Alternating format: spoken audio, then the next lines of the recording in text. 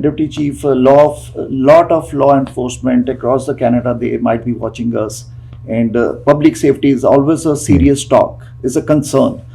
But on the other side, if we have some humor, like if I ask you, since you have experience in the law enforcement and you are a justice minister for a one day, or you are a leader of a country, into this experience, what one thing you will change?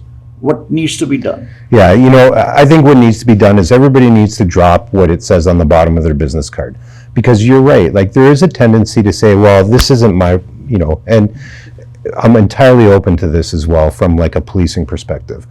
Drop the organization's name on your business card and pull the right people together and start doing some solutioning. Like, if collectively you got a bunch of great minds in the right room and without any sort of insecurities or finger pointing or any other influences, looked at what's really happening and how we could address it, I am absolutely sure that you can make a difference, and relatively quickly you can make it a lot more difficult for the wrong people to take advantage of and target the right people and make our community safer. Mm-hmm.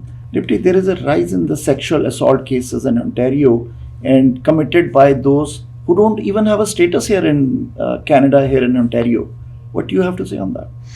Yeah, deeply concerning. So first off, I don't immediately have the data like one attached to the other, but I can tell you anecdotally, we have conducted a number of stranger investigations where, ultimately we found out that the person was not a resident in Canada. That's not to say that that's the norm across Canada, and I don't have that information.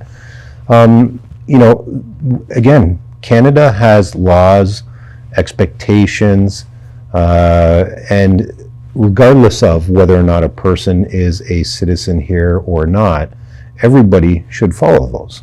And when they don't, what I would say, like from Peel's perspective, is if you don't, we're really, really good at identifying that you haven't and holding you accountable for that. So, I'd much rather meet people and shake their hand rather than have our folks meet them and put handcuffs on them.